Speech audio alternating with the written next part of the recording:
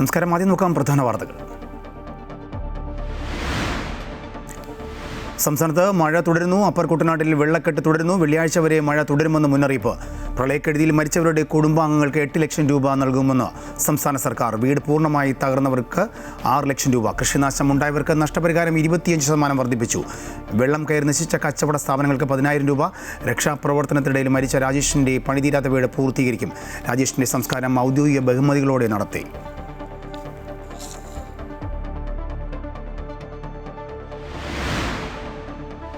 ശബരിമല മിൽമ നെയ് ക്രമക്കേട് അന്വേഷിക്കാൻ പ്രത്യേക അന്വേഷണ സംഘം. SP MJ സോജൻ നേതൃത്വം നൽകും. 5 വിജിലൻസ് ഇൻസ്പെക്ടർമാർ സംഘത്തിൽ. സർക്കാർ നൽകിയ പട്ടിക ഹൈക്കോടതി അംഗീകരിച്ചു. പ്രാഥമിക റിപ്പോർട്ട് 1 മാസത്തിനകം നൽകാൻ നിർദ്ദേശം.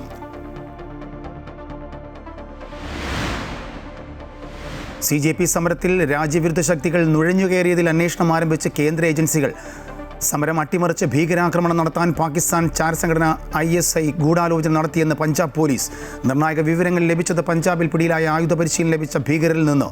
പ്രതികൾ പെട്രോൾ ബോംബ് ആക്രമണം നടത്താൻ എത്തിയെന്നും കണ്ടെത്തൽ.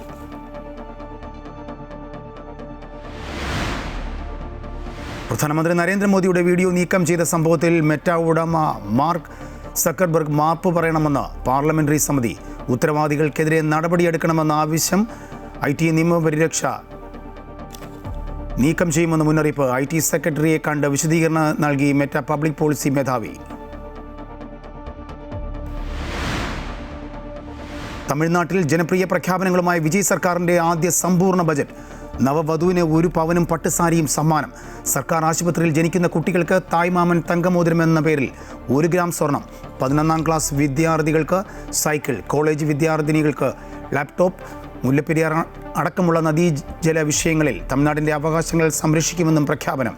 സഭാ നടപടികളോട് സഹകരിച്ച് DMK.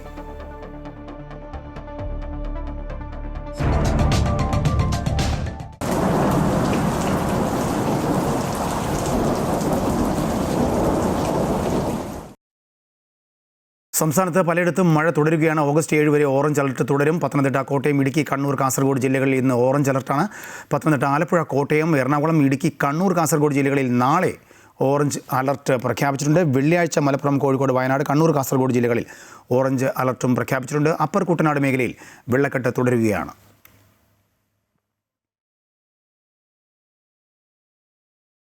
കോട്ടയത്ത് മഴ മാറി വെയിൽ തെളിഞ്ഞു. ജില്ലയുടെ പടിഞ്ഞാറൻ മേഖലയിൽ നിന്നും വെള്ളം ഇറങ്ങി തുടങ്ങി. എന്നാൽ വെള്ളക്കെട്ട് മൂലം ചില റോഡുകളിൽ ഇപ്പോഴും ഗതാഗത തടസ്സം നേരിടുന്നുണ്ട്. വീണ്ടും അതിതീവ്ര മഴ ഉണ്ടായില്ല എങ്കിൽ 2 ദിവസത്തിനുള്ളിൽ സ്ഥിതിഗതികൾ സാധാരണ നിലയിലേക്ക് എത്തുമെന്നാണ് വിലയിരുത്തൽ. അതേസമയം 8,000-ലധികം ആളുകളാണ് നിലവിൽ ദുരിതാശ്വാസ ക്യാമ്പുകളിൽ കഴിയുന്നത്. ചൊവ്വാഴ്ച രാത്രി കോട്ടയം ജില്ലയിൽ ഇടവിട്ട് മഴ പെയ്തു. എന്നാൽ പുലർച്ചെയോടെ മഴ വീണ്ടും ശക്തമായത് ആശങ്ക വർദ്ധിപ്പിച്ചു. ഉച്ചയോടെ മഴയുടെ കാഠിന്യം കുറയുകയും ഉച്ചയ്ക്ക് ശേഷം വെയിൽ തെളിയുകയും ചെയ്തു. ജില്ലയുടെ പടിഞ്ഞാറൻ മേഖലയിൽ നിന്നും ഇന്ന് രാവിലെ മുതൽ തന്നെ വെള്ളം ഇറങ്ങിത്തുടങ്ങിയിരുന്നു. അതേസമയം കഴിഞ്ഞ 2 ദിവസങ്ങളിൽ തുടർച്ചയായി ജലനിരപ്പ് ഉയർന്നത് പടിഞ്ഞാറൻ നിവാസികളെ തെല്ലൊന്നുമല്ല ആശങ്കപ്പെടുത്തിയത്.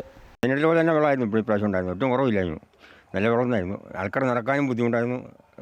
ആൾക്കാർക്ക് താമസിക്കാൻ പോലും ബുദ്ധിമുട്ടായിരുന്നു. കഴിഞ്ഞ വർഷത്തെ വെള്ളത്തിനേക്കാളും ഒരടിയുടെ കൂടുതൽ വന്നിട്ടുണ്ട്. അന്നേരം 2018 വെള്ളത്തിനോട് അടുത്ത് വെള്ളം വന്നിട്ടുണ്ട്. ഞങ്ങളൊക്കെ കഴിഞ്ഞ ദിവസങ്ങളിലൊക്കെ ബുദ്ധിമുട്ടായിരുന്നു. 18-നെക്കാളും 19-നെക്കാളും ഭയങ്കര വെള്ളമായിരുന്നു. വെള്ളമുണ്ട്. ഇത്ര നേരം അരയേറ്റം മേലെ വെള്ളത്തിൽ അവരെങ്ങനെ നിൽക്കാൻ പറ്റും? വീടിൻ്റെ ഉള്ളിൽ. ജില്ലയിൽ ഇന്നും രക്ഷാപ്രവർത്തനവുമായി ഫയർഫോഴ്സ് രംഗത്തുണ്ടായിരുന്നു. നിരവധിയിടങ്ങളിൽ വെള്ളക്കെട്ടുള്ള സ്ഥലങ്ങളിൽ നിന്നും രോഗികളെയും വയോധികരെയും ഫയർഫോഴ്സ് എത്തി സുരക്ഷിത കേന്ദ്രങ്ങളിലേക്ക് മാറ്റി. വെള്ളക്കെട്ടുള്ള പ്രദേശങ്ങളിലെ ദുരിതാശ്വാസ ക്യാമ്പുകളിലേക്ക് വിവിധ സഹായങ്ങൾ എത്തിക്കുന്നതിനും ഫയർഫോഴ്സിന്റെ സേവനം പ്രയോജനകരമായി. ഏകദേശം 175ഓളം ഫയർ കോൾ ഇന്ന് രാവിലെ 6 മണി വരെയുള്ള കണക്കാണ്. 175ഓളം ഫയർ കോളിൽ നിന്ന് 1379ഓളം ജീവനുകളെ ഞങ്ങൾ തിരിച്ചു പിടിച്ചിട്ടുണ്ട്.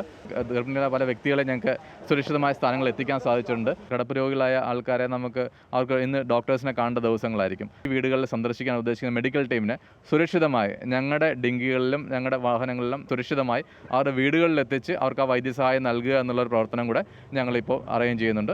Kottayam Kumarakom road, Kottayam Thiruvarppu road, Manarcad Ettumanoor road, Manipuzha Irayilkadavu bypass തുടങ്ങിയ റോഡുകളിൽ ഇപ്പോഴും ഗതാഗത തടസ്സം നേരിടുന്നുണ്ട്.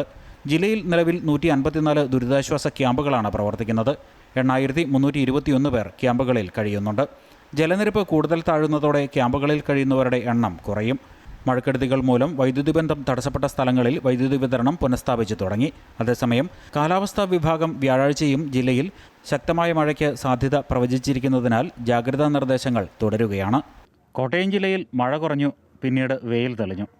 2 ദിവസം കൂടി അതിതീവ്രമായ മഴയുണ്ടായില്ലെങ്കിൽ എല്ലാം പൂർവ്വസ്ഥിതിയിലാകുമെന്ന പ്രതീക്ഷയിലാണ് പടിഞ്ഞാറൻ നിവാസികളും. കോട്ടയത്തു നിന്നും ക്യാമറമാൻ ജിത്തുകൃഷ്ണനൊപ്പം പ്രശാന്ത് ജോസഫ്, അമൃത ന്യൂസ്. പത്തനംതിട്ട കൊക്കാത്തോട് നെല്ലിക്കാപ്പാറയിൽ മല ഒന്നാകെ ഇടിഞ്ഞു വീഴുണ്ടായ ഉരുൾപൊട്ടലിൻ്റെ നടുക്കത്തിൽ നിന്നും പ്രദേശവാസികൾ ഇപ്പോഴും മുക്തരായിട്ടില്ല. 2 വീടുകൾക്ക് നടുവിലൂടെ മണ്ണും കല്ലും കുത്തി ഒലിച്ചെത്തിയപ്പോൾ അത്ഭുതകരമായാണ് വീട്ടിലുള്ളവർ രക്ഷപ്പെട്ടത്. നെല്ലിക്കാപ്പാറയിൽ നിന്നും കണ്ണൻദേവ് തയ്യാറാക്കിയ റിപ്പോർട്ട് കാണാം.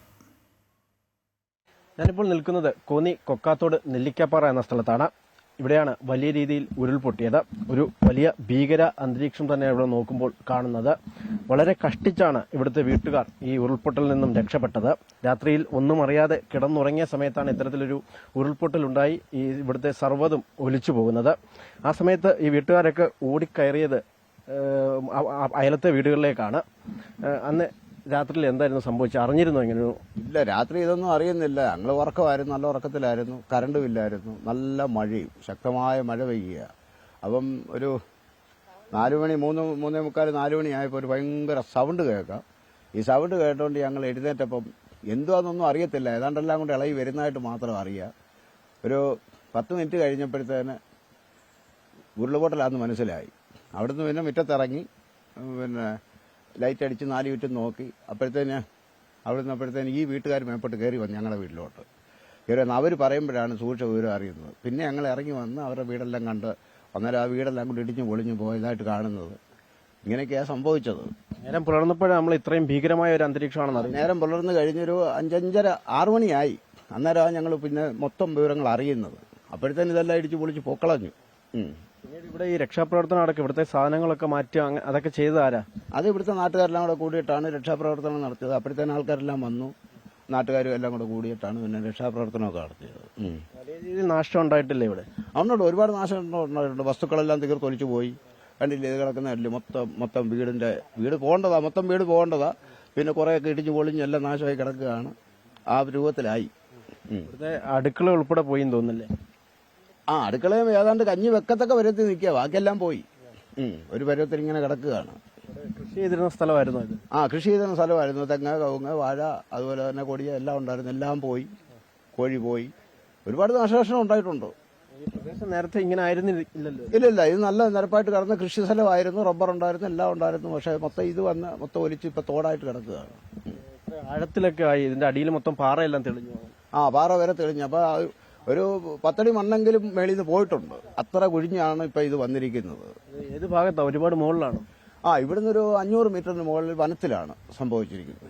ഉരുള് പൊട്ടുമെന്ന് നേരത്തെ അറിയാമായിരുന്നു? അങ്ങനെ എന്തെങ്കിലും അറിയിപ്പ് ലഭിച്ചിരുന്നു? അങ്ങനെയുള്ള യാതൊരു അറിയിപ്പും കിട്ടിയിട്ടില്ല. അങ്ങനെ ഉരുള് പൊട്ടിയിട്ടുള്ള സ്ഥലങ്ങളല്ല. അങ്ങനെ ഒരു ഉരുൾപൊട്ടൽ സാധ്യതാ മേഖല അല്ല എന്നാണ്? അല്ലാത്തൊരു മേഖലയായിരുന്നു. പിന്നെ ഇത് എന്ത് സംഭവിച്ചെന്ന് അറിയത്തില്ല.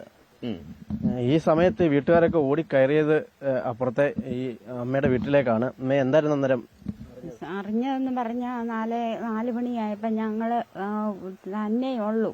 അപ്പം ഈ വീട്ടിലോട്ട് ലൈറ്റ് അടിച്ചപ്പോൾ ഇവിടുന്ന് അങ്ങോട്ട് ചോദിച്ചു അവിടെ വല്ലതും സംഭവിച്ചോ എന്ന്. അപ്പം ഞങ്ങൾ പറഞ്ഞു അവിടെ കുഴപ്പമില്ല. ഇവർ രണ്ടും കൂടെ ഓടിക്കയറി പിന്നെ അവിടെ വന്നതേ അല്ല, 2 പേരും അങ്ങ് തളർന്നു. പിന്നെ അവർക്ക് വെള്ളമൊക്കെ ഇട്ട് കൊടുത്ത് ആശ്വസിപ്പിച്ച് പിന്നെ ഞങ്ങൾ വന്ന് നോക്കുന്നത് ഇത് തന്നെ. അപ്പം അടുത്ത വീട്ടിൽ അതാണ്. അപ്പം അവിടെ ഒരു അമ്മ തന്നെ ഉള്ളൂ. അവിടെ ചെന്ന് ലൈറ്റ് അടിക്കുമ്പോൾ വീടിന് കുഴപ്പമില്ല. അപ്പം ചേട്ടനും ചേട്ടത്തിയും ഒക്കെ താഴെ താമസിക്കുന്നു. ഭർത്താവ് ഓടി അവിടെ ചെന്നപ്പോഴും അവരുടെ വീടിനും കുഴപ്പമില്ല. ഇപ്പം സംഭവിച്ചത് ഈ ഒരു വീടും പിന്നെ അത്രയും കൃഷി സ്ഥലം. ഈ ഉരുളുപൊട്ടി വരുന്ന സമയത്ത് രാത്രിയിൽ നമ്മൾ ഈ ശബ്ദം കേട്ടാന്ന് ഉണരുന്നത്? ഭയങ്കര സൗണ്ടായിരുന്നു. അപ്പം നമുക്കവിടെ കിടക്കാൻ പറ്റത്തില്ല, അതുപോലത്തെ സൗണ്ടുകളായിരുന്നു. ഞങ്ങൾ ഓർത്ത് എല്ലാം കൂടെ പോവാന്നൊന്ന് ഓർത്ത് ഞങ്ങൾ ഭയന്ന്. അതിൽ റേഞ്ച് ഇല്ല, ആരെയും വിളിച്ച് പറയാനുള്ള റേഞ്ച് ഇല്ലായിരുന്നു. പിന്നെ പ്രളയക്കെടുതിയിൽ കൈത്താങ്ങുമായി സർക്കാർ മരിച്ചവരുടെ കുടുംബാംഗങ്ങൾക്ക് 8 ലക്ഷം രൂപ നൽകും. പൂർണ്ണമായി തകർന്ന വീടുകൾക്ക് 6 ലക്ഷവും ഒരു റേഷൻ കാർഡിലെ 2 പേർക്ക് 300 രൂപ വീതം ദിവസവും നൽകും. കൃഷിനാശം ഉണ്ടായവർക്കുള്ള നഷ്ടപരിഹാരം 25% വർദ്ധിപ്പിച്ചു. വെള്ളം കയറി നശിച്ച കച്ചവട സ്ഥാപനങ്ങൾക്ക് 10,000 രൂപ നൽകും. മരണപ്പെട്ടവർക്ക് 8 ലക്ഷം രൂപ, 4 ലക്ഷം രൂപ SDRFിൽ നിന്നും 2 ലക്ഷം രൂപ CMDRFിൽ നിന്നും 2 ലക്ഷം രൂപ PMNRFിൽ നിന്നും ഉൾപ്പെടെ 8 ലക്ഷം രൂപ മരിച്ചവർക്ക് കൊടുക്കും. വീട്ടിൽ വെള്ളം കയറിയ എല്ലാവർക്കും, അത് ഞാൻ പ്രത്യേകം പറയുന്നു, വില്ലേജ് ഓഫീസറുടെ ഉദ്യോഗസ്ഥന്മാരുടെയും റിപ്പോർട്ട് അനുസരിച്ച് അവർക്ക് എല്ലാവർക്കും 10,000 രൂപ അവർക്ക് കൊടുക്കും. പിന്നെ മരിച്ചവരുടെ സംസ്കാര കർമ്മങ്ങൾ നടത്തുന്നതിന് വേണ്ടിയിട്ട് ഒരു 10,000 രൂപ അനുവദിച്ചിട്ടുണ്ട്. മുഴുവൻ ഡാമേജായ വീടുകൾക്ക് കൊടുത്തുകൊണ്ടിരുന്നത് 4 ലക്ഷം രൂപയാണ്. അത് 6 ലക്ഷം രൂപയാക്കി അത് വർദ്ധിപ്പിച്ചിട്ടുണ്ട്. പിന്നെ വീടും സ്ഥലവും പൂർണ്ണമായി നഷ്ടപ്പെട്ടു. കാരണം അവിടെ വീട് വയ്ക്കാൻ പറ്റാത്ത അവസ്ഥയുണ്ടാവും. ഈ ലാൻഡ് സ്ലൈഡും ലാൻഡ് സ്ലിപ്പും ഒക്കെ ഉണ്ടായ സ്ഥലത്ത് അവിടെ നേരത്തെ കൊടുത്തിരുന്നത് 6 ലക്ഷം രൂപ സ്ഥലം മേടിക്കാനും 4 ലക്ഷം രൂപ വീടിനുമാണ്. 10 ലക്ഷം, അത് 12 ലക്ഷം രൂപയാക്കി അത് വർദ്ധിപ്പിച്ചിട്ടുണ്ട്. സംസ്ഥാനത്ത് ദുരിതാശ്വാസ ക്യാമ്പുകളുടെ അവസ്ഥ പരിതാപകരമാണെന്ന് CPM സംസ്ഥാന സെക്രട്ടറി MV ഗോവിന്ദൻ. ചങ്ങനാശ്ശേരിയിലെ ഒരു ക്യാമ്പിൽ ഭക്ഷണവും വെള്ളവും ഇല്ല. ഇത് ഒറ്റപ്പെട്ട അവസ്ഥയല്ല, ദുരിതാശ്വാസ ക്യാമ്പുകളിൽ ദുരിതം മാത്രമേ ഉള്ളൂ. 2018-19 ഏകോപനം ഉണ്ടായിരുന്നു, ഇപ്പോൾ അതില്ല. ഭക്ഷണം നൽകാൻ സന്നദ്ധ സംഘടനകൾ തയ്യാറാണ്. പ്രശ്നം എങ്ങനെ കൈകാര്യം ചെയ്യണമെന്ന ധാരണ മുഖ്യമന്ത്രിക്ക് ഇല്ല എന്നും MV ഗോവിന്ദൻ തൊടുപുഴയിൽ പറഞ്ഞു. വളരെ ലാഘവത്തോടു കൂടിയാണ് മുഖ്യമന്ത്രിയും മന്ത്രിമാരും ഇത്തരം കാര്യങ്ങളെ കാണുന്നത്. ക്യാമ്പുകളുടെ അവസ്ഥ വളരെ പരിതാപകരമാണ്. വി ഡി സതീശൻ കേരളത്തിൻ്റെ മുഖ്യമന്ത്രി പറഞ്ഞത് ഞാൻ 3 മണിക്കാണ് ഭക്ഷണം കഴിച്ചത് എന്ന്. ഇന്ന് 3 മണി വരെ അവർക്ക് ഭക്ഷണം കിട്ടി. ഇത് ഏതെങ്കിലും ഒരു ക്യാമ്പിൻ്റെ മാത്രം അനുഭവമല്ല. യഥാർത്ഥ സന്നദ്ധ സംഘടനകൾ തന്നെ കൊടുക്കാൻ തയ്യാറാണ്. അതിന് ഏകോപിപ്പിക്കാനുള്ള വർക്ക് വേണ്ടേ. ഇപ്പോഴും എനിക്ക് എൻ്റെ മനസ്സിൽ തങ്ങി നിൽക്കുന്ന വളരെ പ്രധാനപ്പെട്ട ഒരു വാർത്ത, അന്ന് തിരുവനന്തപുരത്തെ യൂണിവേഴ്സിറ്റി കോളേജ്, ആ കോളേജിലെ കുട്ടികൾ പകലില്ലാതെ കിട്ടിക്കൊണ്ടിരിക്കുന്ന ഈ ഒരുപാട് സാമഗ്രികൾ കിട്ടുകയല്ലേ, സാധനങ്ങൾ കിട്ടുകയല്ലേ ആളുകൾ കൊടുക്കാൻ. അത് വസ്ത്രമായാലും അതുപോലെ തന്നെ ഭക്ഷണ സാധനങ്ങളായാലും എല്ലാം അത് കൃത്യമായിട്ട് പാക്ക് ചെയ്ത് വെക്കുന്നതിന് വേണ്ടി അർദ്ധരാത്രിയിലും പണിയെടുത്തുകൊണ്ടിരിക്കുന്ന ചെറുപ്പക്കാരികളും അന്ന് ആ രീതിയിൽ സന്നദ്ധ പ്രവർത്തനത്തിൻ്റെ ഭാഗമായിട്ട് പ്രവർത്തിക്കുകയായിരുന്നു. കണ്ണൂർ ചെറുപുഴയിൽ പ്രളയ രക്ഷാപ്രവർത്തനത്തിനിടയിൽ ഒഴുക്കിൽപ്പെട്ട് മരിച്ച രക്ഷാപ്രവർത്തകൻ R രാജേഷിന് വിട നൽകിയ നാട്.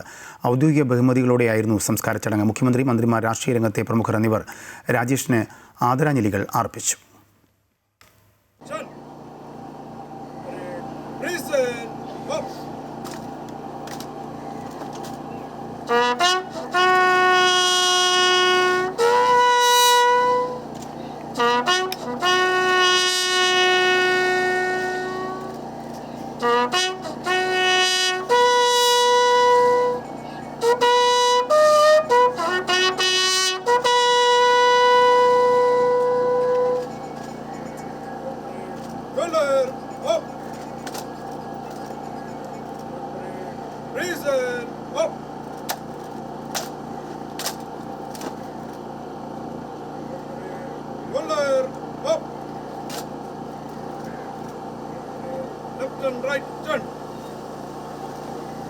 നാട് ദുരന്തത്തെ നേരിട്ടപ്പോഴൊക്കെ സഹായത്തിന്റെ ആൾരൂപമായിരുന്നു രാജേഷ്. രക്ഷാപ്രവർത്തനത്തിലെ സജീവ സാന്നിധ്യമായിരുന്ന രാജേഷ് ഇനിയില്ല എന്ന് വീടിനും നാടിനും വിശ്വസിക്കാൻ കഴിഞ്ഞിട്ടില്ല. തിരുവനന്തപുരം കല്ലിയൂരിലെ കുടുംബാരോഗ്യ കേന്ദ്രത്തിൽ രാജേഷിന്റെ ഭൗതിക ശരീരം പൊതുദർശനത്തിലെത്തിക്കുമ്പോൾ നാട് വിതുമ്പുകയായിരുന്നു. ഇവരൊക്കെ നാട്ടുകാർ മൊത്തം പറഞ്ഞു നീ കയറി വാ മതിയെന്ന്. എന്നിട്ട് വീണ്ടും ഒരാൾ കൂടെ അക്കരെ ഒന്ന് വിളിക്കുന്നത് കണ്ടുകൊണ്ടാണ് വീണ്ടും അയാളെ പോയി ഇവൻ്റെ കൂടെ ഊരി കൊടുത്ത് അയാൾക്ക് ഇട്ടുകൊടുത്ത് അതിനെ പിടിച്ച് ഇക്കരെ കൊണ്ടാക്കിയപ്പോഴാണ് അവിടെ വന്നിട്ട് പൊട്ടേ മുങ്ങേന്ദ്ര ഇത് കൈവിട്ട് പോയിരുന്നത്. സാമ്പത്തിക പരാധീനതകൾ ഏറെയുള്ള പണിതീരാത്ത വീടിന് നാഥനായിരുന്നു രാജേഷ്. പാതി വഴിയിൽ നിലച്ച വീടിന്റെ നിർമ്മാണം പൂർത്തിയാക്കുമെന്ന് സർക്കാരിന്റെ ഉറപ്പ്.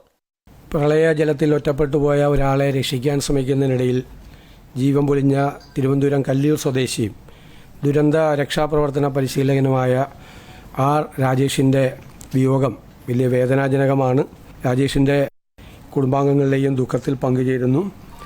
പൂർത്തിയാകാത്ത വീട് പൂർത്തിയാക്കി കൊടുക്കാനും ഉള്ള തീരുമാനമെടുത്തിട്ടുണ്ട്. കുത്തിയൊലിച്ച ചെറുപുഴയിലെ മീൻതുള്ളിത്തുരുത്തിലകപ്പെട്ട കർഷകൻ ബെന്നിയെ രക്ഷിക്കാൻ ശ്രമിക്കുന്നതിനിടെയാണ് രാജേഷ് ഒഴുക്കിൽപ്പെട്ടത്. ലൈഫ് ജാക്കറ്റ് ഊരി ബെന്നിക്ക് നൽകിയിരുന്നു. വർഷങ്ങളായി അഡ്വഞ്ചർ ടൂറിസം രംഗത്ത് പ്രവർത്തിക്കുന്ന രാജേഷ് 2018 പ്രളയസമയത്തും 2024 വയനാട് ദുരന്തത്തിലും രക്ഷാപ്രവർത്തനത്തിന് സജീവ സാന്നിധ്യമായിരുന്നു. അമൃത ന്യൂസ്, തിരുവനന്തപുരം.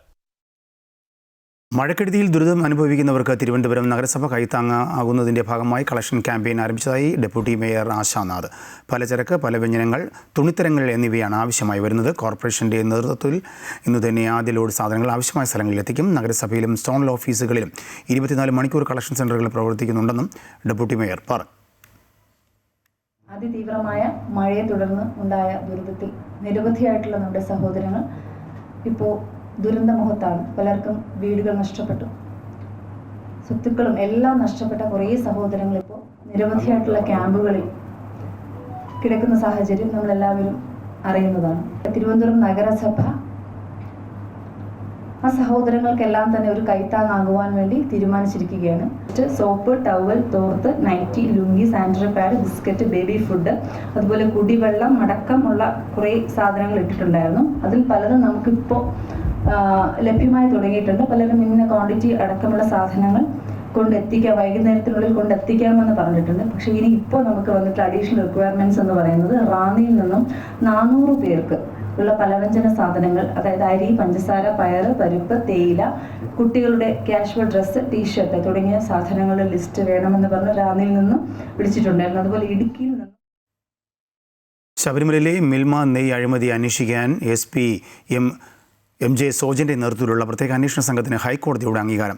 വിജിലൻസ് മേധാവി മനോജ് എബ്രഹാം കൈമാറിയ പട്ടികയാണ് ഹൈക്കോടതി അംഗീകരിച്ചത്. കേസിൽ 1 മാസത്തിനുള്ളിൽ പ്രാഥമിക അന്വേഷണ റിപ്പോർട്ട് സമർപ്പിക്കണമെന്നും ഹൈക്കോടതി കർശന നിർദ്ദേശം നൽകി. ശബരിമലയിൽ ഉപയോഗിക്കുന്നതിനായി 1,65,000 ലിറ്റർ മിൽമ നെയ്യ് വാങ്ങിയതിലെ അഴിമതിയും ക്രമക്കേടുമാണ് പ്രത്യേക അന്വേഷണ സംഘം അന്വേഷിക്കുന്നത്. ശബരിമല സ്പെഷ്യൽ കമ്മീഷണറുടെ എതിർപ്പ് അവഗണിച്ചുകൊണ്ടാണ് യാതൊരുവിധ ശാസ്ത്രീയ പരിശോധനകളും നടത്താതെ ഇത്രയും വലിയ അളവിൽ നെയ്യ് വാങ്ങിയത്. നെയ്യ് വിതരണത്തിനായി മിൽമയുമായി കരാറുണ്ടാക്കുന്നതിനെ അന്ന് തന്നെ ദേവസ്വം കമ്മീഷണർ എതിർത്തതല്ലേ എന്ന് കോടതി കേസ് പരിഗണിക്കുന്നതിനിടെ തിരുവിതാംകൂർ ദേവസ്വം ബോർഡിനോട് ചോദിച്ചു. അന്നത്തെ എക്സിക്യൂട്ടീവ് ഓഫീസറായിരുന്ന മുരാരി ബാബു നൽകിയ കത്തിന്റെ അടിസ്ഥാനത്തിലാണ് ഈ ടെൻഡർ നടപടികൾ റദ്ദാക്കി ലിറ്ററിന് 510 രൂപ എന്ന ഉയർന്ന വിലയിൽ മിൽമയ്ക്ക് കരാർ നൽകിയത്. സംഭവത്തിലെ ക്രമക്കേടുകൾ തിരിച്ചറിഞ്ഞ ഹൈക്കോടതി സത്യസന്ധരും മിടുക്കരുമായ ഉദ്യോഗസ്ഥരെ ഉൾപ്പെടുത്തി വിജിലൻസിന്റെ പ്രത്യേക അന്വേഷണം വേണമെന്ന് നിർദ്ദേശം നൽകി. കോടതിയുടെ കർശന നിർദ്ദേശത്തെ തുടർന്നാണ് സർക്കാർ അതിവേഗം പട്ടിക നൽകിയത്. കോടതി അംഗീകാരം ലഭിച്ചതോടെ അന്വേഷണ സംഘം ഉടൻ നടപടികളിലേക്ക് കടക്കും. DYSP CH ഹരിയാണ് മുഖ്യ അന്വേഷണ ഉദ്യോഗസ്ഥൻ. DYSPക്ക് പുറമെ 4 വിജിലൻസ് ഇൻസ്പെക്ടർമാരും പുതിയ അന്വേഷണ സംഘത്തിൽ ഉൾപ്പെടുന്നു.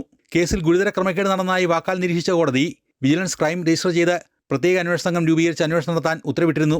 ദേവസ്വം ബോർഡിൽ അഡ്മിനിസ്ട്രേറ്റീവ് ഓഫീസ് പദവി വഹിച്ചയാളാണ് ഇടനിലക്കാരനായി പ്രവർത്തിച്ചതെന്നാണ് നേരത്തെ കണ്ടെത്തിയത്.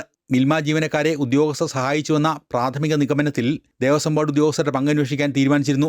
ഗുണനിലവാരം കുറഞ്ഞ നെയ്യ് എത്തിച്ചതിലെ സാമ്പത്തിക നഷ്ടം അന്വേഷിക്കാൻ ക്ഷീരവികസന വകുപ്പ് ജോയിന്റ് ഡയറക്ടർ ഷീബ ഖമറിന്റെ നേതൃത്വത്തിൽ 4-അംഗ സമിതിയെ നേരത്തെ നിയോഗിച്ചിരുന്നു.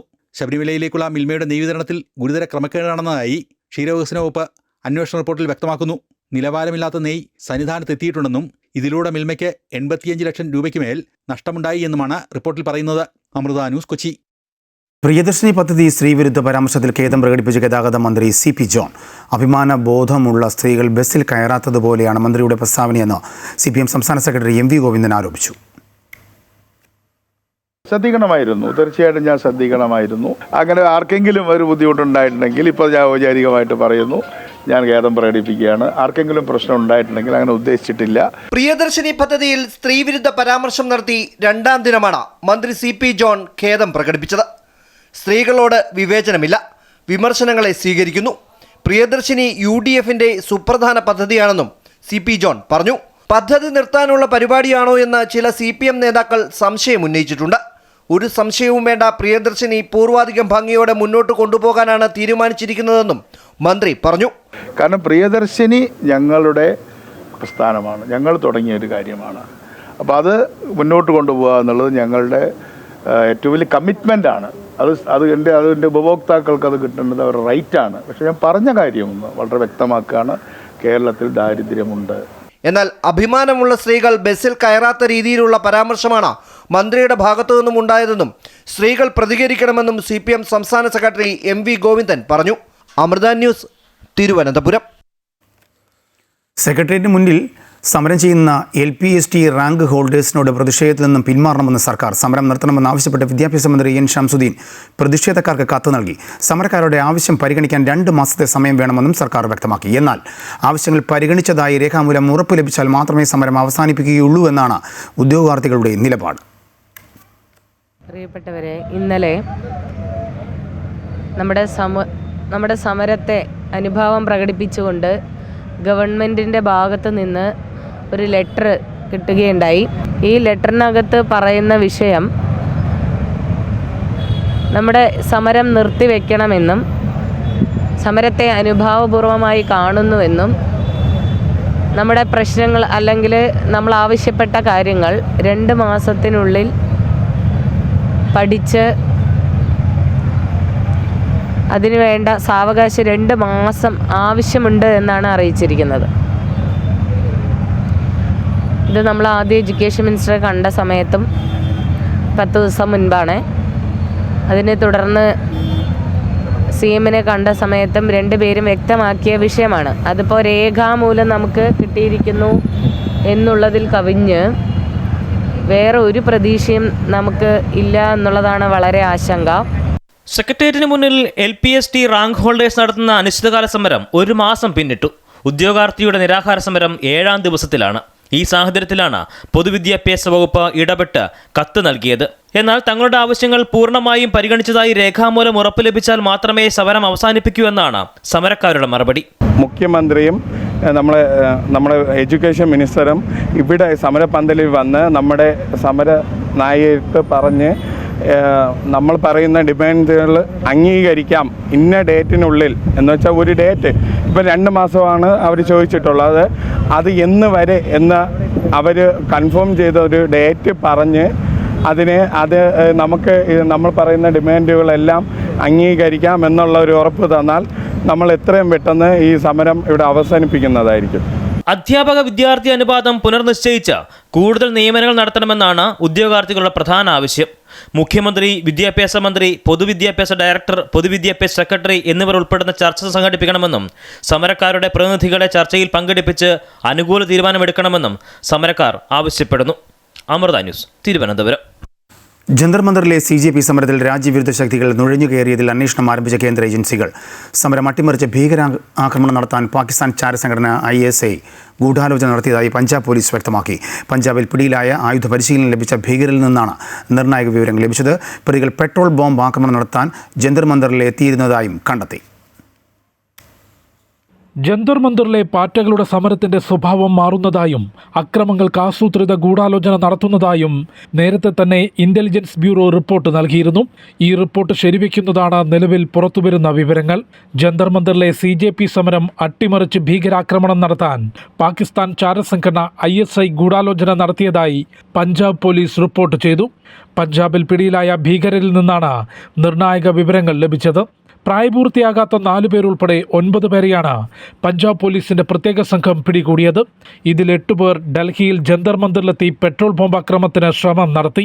പോലീസിന്റെ ശ്രദ്ധയിൽപ്പെട്ടതോടെയാണ് ഇവർ പിൻവാങ്ങിയതെന്നും ബോംബും തോക്കും ഉൾപ്പെടെ ആയുധങ്ങൾ ഉപയോഗിക്കാൻ ഇവർക്ക് പരിശീലനം ലഭിച്ചിട്ടുണ്ടെന്നും അമൃത്സർ പോലീസ് കമ്മീഷണർ ഗുർപ്രീത് സിംഗ് അറിയിച്ചു. दूसरा जो मॉड्यूल है वो पेट्रोल बॉम्ब जो फेंकने का उनको तैयार किया जा रहा था. पहले पाक बेस्ड हैंडलर्स और ISI के बंदों ने उनको वीडियो के ज़रिए पेट्रोल बम चलाने और उसको इस्तेमाल करने की ट्रेनिंग दी और इनको ये टास्क दिया गया था कि आप पुलिस एस्टेब्लिशमेंट्स और सिक्योरिटी एस्टेब्लिशमेंट्स की रैकी करें, उनकी वीडियो बनाएं. ये टास्क था.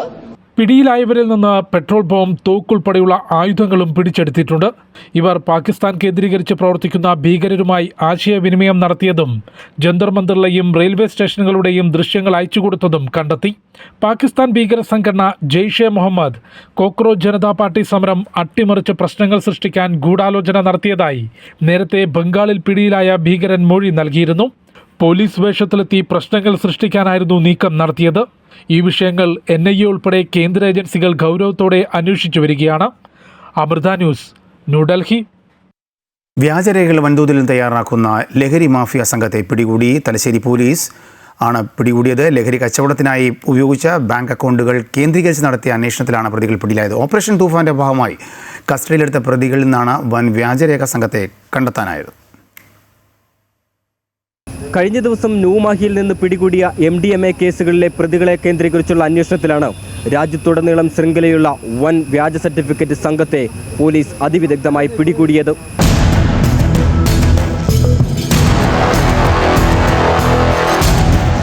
MDMA കേസിന്റെ അന്വേഷണത്തിനിടെയാണ് വ്യാജരേഖകൾ ഉപയോഗിച്ച് ലഹരിക്കച്ചവടവും സാമ്പത്തിക ഇടപാടുകളും നടത്തിയ വൻ സംഘത്തെ പോലീസ് വലയിലാക്കിയത്. കാസർഗോഡ് സ്വദേശി അബ്ദുൾ റഹ്മാൻ, എറണാകുളം സ്വദേശി റിഷാദ് എന്നിവരെയാണ് പോലീസ് അതിവിദഗ്ധമായി പിടികൂടിയത്. MDMA പോലുള്ള കേസുകളിൽ പ്രധാനമായിട്ടും ഉപയോഗിക്കുന്നുണ്ടെന്നാണ് നമുക്ക് മനസ്സിലായത്. അതായത് 10,000-നും 20,000-നും ഈ അക്കൗണ്ടുകൾ വിൽക്കും. അതുപോലെ മറ്റു പല ആവശ്യങ്ങൾക്കുമായിട്ടും ഇവർ അക്കൗണ്ട് കൊടുക്കാറുണ്ട്. അവിടെ അഡ്രസ്സുള്ള ഒരാളെ കൊണ്ടുപോയി അവരെ വെച്ച് അക്കൗണ്ട് എടുക്കുക. അതുകൂടാതെ ഗെയിമിംഗ് ആപ്പുകളിലും ലോൺ ആപ്പുകളിലും ഇതേ അക്കൗണ്ട് ഉപയോഗിക്കാറുണ്ടെന്ന് പറയാറുണ്ട്. ബാംഗ്ലൂരും നഗരപ്രദേശങ്ങളിലും അലഞ്ഞുതിരിയുന്നവരെ കണ്ടെത്തി പണം വാഗ്ദാനം ചെയ്ത് അവരുടെ പേരിൽ ബാങ്ക് അക്കൗണ്ട് ഉൾപ്പെടെയുള്ള രേഖകൾ നിർമ്മിച്ച് കുറ്റകൃത്യങ്ങൾക്ക് ഉപയോഗിക്കുകയായിരുന്നു ഇവരുടെ രീതി. 500-ലേറെ ആധാർ, പാൻ കാർഡുകൾ, ഡ്രൈവിംഗ് ലൈസൻസ് എന്നിവ പോലീസ് പിടിച്ചെടുത്തു. വ്യാജമായി 50-ലേറെ ബാങ്ക് അക്കൗണ്ടുകൾ ഇവർ എടുത്തിട്ടുണ്ട്. യൂണിവേഴ്സിറ്റികളുടെയും സ്ഥാപനങ്ങളുടെയും ബിരുദ സർട്ടിഫിക്കറ്റുകൾ ഉൾപ്പെടെ വ്യാജമായി നിർമ്മിച്ചിരുന്നുവെന്നാണ് പോലീസ് കണ്ടെത്തൽ. കേവലം വ്യാജരേഖ നിർമ്മാണ കേസല്ലെന്നും ലഹരിക്കടത്ത്, സാമ്പത്തിക കുറ്റകൃത്യങ്ങൾ, സൈബർ തട്ടിപ്പുകൾ എന്നിവയുമായി ബന്ധപ്പെട്ട വൻ ശൃംഖലയാണെന്നാണ് പോലീസിന്റെ വിലയിരുത്തൽ. ഓപ്പറേഷൻ തൂഫാനിൽ തുടങ്ങിയ അന്വേഷണം കേവലം മയക്കുമരുന്ന് മാഫിയയെ മാത്രമല്ല, രാജ്യത്തെ അട്ടിമറിക്കാൻ കഴിവുള്ള മുഖ്യ കുറ്റവാളികളെ തന്നെയാണ് പോലീസ് അതിവിദഗ്ധമായി പിടികൂടിയത്. Joseph Augustine, Amrita news, Kannur. പുനർജനിയിൽ പ്രതികരണവുമായി മുഖ്യമന്ത്രി. വിജിലൻസ് തനിക്ക് ക്ലീൻ ചിറ്റ് നൽകിയതാണ്. ഈ സർക്കാർ വന്നതിന് ശേഷം യാതൊരു അന്വേഷണവും നടത്തിയിട്ടില്ല. മുൻ സർക്കാർ തന്നെ അന്വേഷിക്കുകയും റിപ്പോർട്ട് നൽകുകയും ചെയ്ത കേസാണെന്നും മുഖ്യമന്ത്രി വിശദീകരിച്ചു. ഒരു അന്വേഷണവും ഒരു നടപടിയും ഇത് സംബന്ധിച്ചെടുത്തിട്ടില്ല. എല്ലാ ഫൈൻഡിങ്ങും നടത്തിയത് കഴിഞ്ഞ സമയത്ത്. നിങ്ങളിതൊന്ന് അറിയണം. 2020 ഇത് കഴിഞ്ഞ ഉടനെ തന്നെ നിയമസഭയിൽ ഒരു ആരോപണം വന്നു. അപ്പോൾ ഞാൻ പറഞ്ഞു, അന്നത്തെ മുഖ്യമന്ത്രിയോട് പറഞ്ഞു, അങ്ങൊരു വിജിലൻസ് അന്വേഷണം നടത്തണമെന്ന് പറഞ്ഞു. അതിനുശേഷം അവർ വിജിലൻസ് അന്വേഷണം നടത്തി. എൻ്റെ ആവശ്യമില്ല, ഞാൻ നിയമസഭയിൽ ആവശ്യപ്പെട്ട് 14/6/2023 രജിസ്റ്റർ ചെയ്ത കേസിൽ 7/9/24 വിജിലൻസ് റിപ്പോർട്ട് കൊടുത്തിരിക്കുകയാണ്. എന്താണ്? Enquiry could not discover any evidence to sustain the allegation. The enquiry so far could not reveal any evidence and also the allegations could not sustain in evidence. Paravur മണ്ഡലത്തിലെ പുനർജനി പദ്ധതിയുടെ ഭാഗമായി പിരിച്ച കോടിക്കണക്കിന് പണം എന്തു ചെയ്തെന്ന് മുഖ്യമന്ത്രി വി ഡി സതീശൻ വ്യക്തമാക്കണമെന്ന് CPM സംസ്ഥാന സെക്രട്ടറി MV ഗോവിന്ദൻ. കളവ് പറയുന്ന പ്രതിപക്ഷ നേതാവിൽ നിന്നും കളവ് പറയുന്ന മുഖ്യമന്ത്രിയായി വി ഡി സതീശൻ മാറിയെന്നും അദ്ദേഹം ആരോപിച്ചു. പുനർജനിയുടെ ഭാഗമായിട്ട് നിങ്ങൾ പറഞ്ഞ 216 വീട് ഇവിടെ, ആ വീട്ടിൽ നിന്ന് താമസിക്കുന്നവർ ആര്? പറവൂരുള്ള ഓരോരുത്തർക്കും മനസ്സിലാവുമല്ലോ, ഇന്ന ആളുകൾക്ക് വീട് കിട്ടി. കളവല്ലെങ്കിൽ കൃത്യമായിട്ട് വിശദമായ രേഖയുണ്ട്, വിശദമായ കാര്യങ്ങൾ അവതരിപ്പിക്കാനും കഴിയും, കണക്കും പറയാൻ കഴിയും. എന്തേ നിങ്ങൾ പറയാത്തത്? ഒറ്റ ഉത്തരവേ ഉള്ളൂ, പറയാൻ നിങ്ങൾക്കാവില്ല. കാരണം നിങ്ങൾ ഈ പറയുന്ന 216 ആൾക്ക് വീട് കൊടുത്തിട്ടില്ല. എസ് ശ്രീജിത്തിന് DGP-ആയി സ്ഥാനക്കയറ്റം നൽകിയതിലെ വിമർശനങ്ങൾ തള്ളി മുഖ്യമന്ത്രി. ശ്രീജിത്തിനെതിരെ യാതൊരു വിജിലൻസ് കേസും സർക്കാരിന് മുന്നിലില്ല. DGP-യുടെ ഒഴിവ് വന്നപ്പോൾ നിയമിക്കുകയാണ് ചെയ്തതെന്നും മുഖ്യമന്ത്രി വ്യക്തമാക്കി. നമ്മുടെ മുമ്പിൽ ഒരു വേക്കൻസി വരുമ്പോൾ നമ്മൾ ചെയ്യേണ്ട നടപടിക്രമം പൂർത്തിയാക്കിയാണ് ചെയ്തിട്ടുള്ളത്. ഹൈക്കോടതിക്ക് അതിൻ്റെ അകത്ത് എന്ത് തീരുമാനം വേണമെങ്കിലും എടുക്കാം. ഹൈക്കോടതി എന്ത് തീരുമാനം വേണമെങ്കിലും എടുക്കാം. നമ്മുടെ മുമ്പിൽ അദ്ദേഹത്തിനെതിരായിട്ട് വിജിലൻസ് കേസ് ഇല്ലല്ലോ. വിജിലൻസ് കേസ് വന്നേക്കും എന്ന് പറഞ്ഞുകൊണ്ട് നമ്മൾ ഒരാളുടെ പ്രമോഷൻ തടയണമെന്തിന്? തമിഴ്നാട്ടിൽ ജനപ്രിയ പ്രഖ്യാപനങ്ങളുമായി വിജയ് സർക്കാരിന്റെ ആദ്യ സമ്പൂർണ്ണ ബജറ്റ്. വിദ്യാർത്ഥികൾക്ക് സൗജന്യമായി ലാപ്ടോപ്പ് നൽകും. സാമ്പത്തികമായി പിന്നോക്കം നിൽക്കുന്ന കുടുംബങ്ങളിലെ യുവതികൾക്ക് വിവാഹ സമ്മാനമായി സ്വർണവും സാരിയും നൽകും. ധനമന്ത്രി N. മരിയ വിൽസൺ ആണ് ബജറ്റ് അവതരിപ്പിച്ചത്. സർക്കാർ ആശുപത്രിയിൽ ജനിക്കുന്ന കുട്ടികൾക്ക് തായ്മാമൻ തങ്കമോതിരം എന്ന പേരിൽ 1 ഗ്രാം സ്വർണം നൽകും. 11ാം ക്ലാസ് വിദ്യാർത്ഥികൾക്ക് സൈക്കിൾ നൽകുമെന്നും പ്രഖ്യാപനമുണ്ട്. തെരഞ്ഞെടുപ്പ് പ്രചാരണ ഘട്ടത്തിൽ TVക്ക് മുമ്പോട്ട് വച്ച അണ്ണൻ സീർത്തിട്ടം പദ്ധതിക്ക് 812 കോടി രൂപ മാറ്റിവെച്ചു. ഡ്രഗ് ഫ്രീ തമിഴ്നാട് എന്ന ആശയവും ബജറ്റിൽ മുന്നോട്ട് വയ്ക്കുന്നുണ്ട്. ഇതിനുവേണ്ടി സ്കൂളുകളിൽ പ്രത്യേക വോളണ്ടിയർ ഗ്രൂപ്പുകൾ ഉണ്ടാക്കും. സഭാ നടപടികളോട് DMK സഹകരിക്കുന്നുണ്ട്. വിവാദ പരാമർശത്തിൽ അറസ്റ്റിലായ ശേഷം വിട്ടയക്കപ്പെട്ട ഉദയനിധി സ്റ്റാലിൻ സഭയിലെത്തിയിട്ടുണ്ട്. പ്രതിപക്ഷം ഉദയനിധിക്ക് ഉജ്ജ്വല സ്വീകരണവും നൽകി. ഡിജിറ്റൽ സർവേ താളം തെറ്റിക്കിടക്കുന്നുവെന്ന് മുൻ റവന്യൂ മന്ത്രി K. രാജൻ MLA. റീബിൽഡ് കേരളയിൽ നിന്നും ഫണ്ട് അനുവദിച്ചാണ് പദ്ധതി ആരംഭിച്ചത്. എന്നാൽ നിലവിലെ സ്ഥിതി ഗുരുതരമാണെന്നും K. രാജൻ പറഞ്ഞു. പ്രളയം നേരിടുന്നതിൽ സർക്കാർ പരാജയമാണെന്നും ക്യാമ്പുകളിൽ വെള്ളവും വൈദ്യുതിയും ശുചിമുറിയുമില്ല, മഴ മുന്നറിയിപ്പ് നൽകുന്നതിലും വീഴ്ച സംഭവിച്ചു എന്നും അദ്ദേഹം വിമർശിച്ചു.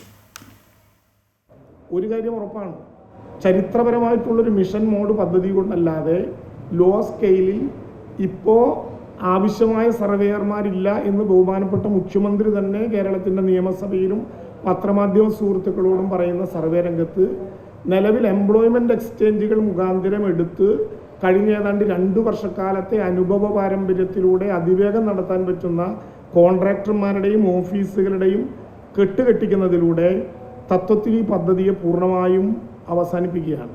നമ്മുടെ ദുരിതാശ്വാസ ക്യാമ്പുകളിൽ വെള്ളമില്ല, വെളിച്ചമില്ല, സംവിധാനങ്ങളില്ല, ബാത്റൂമില്ല, ആളുകൾക്ക് മരുന്ന് കിട്ടുന്നില്ല. എന്ത് ഇങ്ങനെ സംവിധാനങ്ങൾ നിലപാടുകളില്ലാത്തത് കൊണ്ടാണോ, സൗകര്യങ്ങളില്ലാത്തത് കൊണ്ടാണോ?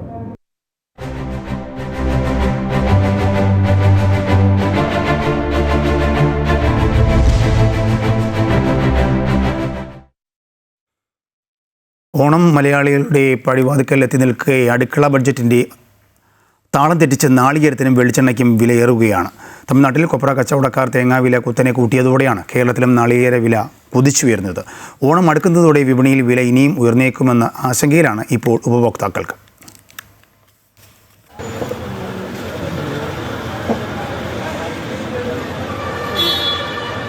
വില കൂട്ടിയാൽ വാങ്ങിയല്ലേ പറ്റത്തുള്ളൂ, വാങ്ങാതിരിക്കാൻ പറ്റത്തില്ലല്ലോ, വാങ്ങിക്കും. കഴിഞ്ഞ ആഴ്ച വരെ ലിറ്ററിന് 270 രൂപയായിരുന്ന വെളിച്ചെണ്ണയ്ക്ക് ഒറ്റയടിക്ക് 10 രൂപ വർദ്ധിച്ച് 280 രൂപയായി. കിലോയ്ക്ക് 70 മുതൽ 80 രൂപ വരെയാണ് നിലവിൽ നാളികേരത്തിന്റെ ചില്ലറ വിൽപ്പന വില. തമിഴ്നാട്ടിൽ കൊപ്ര കച്ചവടക്കാർ വില ഉയർത്തിയതാണ് കേരളത്തിലും പ്രതിഫലിക്കുന്നത്. പെട്ടെന്ന് വില കൂട്ടാൻ പറ്റത്തില്ല. വില കൂട്ടിക്കഴിഞ്ഞാൽ നമ്മൾ വില പഴയ വിലയെ തന്നെ ഓടിക്കുക, അത് നടക്കത്തുള്ളൂ. ആൾക്കാരെ പൈസയൊന്നുമില്ല അവസ്ഥയിലോട്ടാണ്. ഇപ്പോൾ തമിഴ്നാട് തേങ്ങയുടെ വിലയെക്കാട്ടി കുറച്ചും കൂടെ താത്താണ് ഞങ്ങൾ കൊടുക്കുന്നത്. കേരളത്തിലെ ആവശ്യത്തിന് ഏറ്റവും അധികം നാളികേരം എത്തുന്നത് തമിഴ്നാട്ടിൽ നിന്നാണ്. നാടൻ തേങ്ങയെ അപേക്ഷിച്ച് തമിഴ്നാട് തേങ്ങയ്ക്ക് വിലയിൽ നേരിയ കുറവുണ്ടെങ്കിലും പൊതുവിപണിയിലെ വിലവർധന വ്യാപാരികളെയും കടുത്ത പ്രതിസന്ധിയിലാക്കിയിട്ടുണ്ട്. കിലോ 70, പാലക്കാട് പൊള്ളാച്ചി നല്ല വിലയ്ക്ക് വരുന്നത്, മാർക്കറ്റിംഗ് വിലയ്ക്ക് വരുന്നത്. വില കൂടുതലുണ്ട്, ഓണമൊക്കെ അല്ലേ, അവിടെ ഡിമാൻഡ് സാധനം. രാമായണ മാസം ആരംഭിച്ചതോടെ ക്ഷേത്രങ്ങളിലും വീടുകളിലും നാളികേരത്തിന് ആവശ്യമേറിയിട്ടുണ്ട്. ഇതിനു പിന്നാലെ ഓണക്കാലം കൂടി എത്തുന്നതോടെ വിപണിയിൽ ഇനിയും വില കൂടാനാണ് സാധ്യത. തേങ്ങ വാങ്ങിച്ചു, എല്ലാത്തിനും വില കൂടുതലാ. ഇപ്പൊ 70 രൂപ 72 രൂപ എത്ര കണ്ടായി തേങ്ങയ്ക്ക്. എന്ത് ചെയ്യുമെന്ന് ഇങ്ങനെ അന്തിച്ച് നിൽക്കുക, ഓണം എങ്ങനെ ആഘോഷിക്കുമെന്ന്. വരും ദിവസങ്ങളിൽ ഓണവിപണി കൂടുതൽ സജീവമാകുന്നതോടെ കേരളത്തിന്റെ ആവശ്യം ഇനിയും കുത്തനെ ഉയരും. കുറഞ്ഞ നിരക്കിൽ ഇവ ലഭ്യമാക്കി വിലക്കയറ്റം പിടിച്ചു നിർത്താൻ സർക്കാർ അടിയന്തരമായി ഇടപെടണമെന്നാണ് ഉപഭോക്താക്കളുടെ ആവശ്യം. അമൃത ന്യൂസ്, പത്തനംതിട്ട.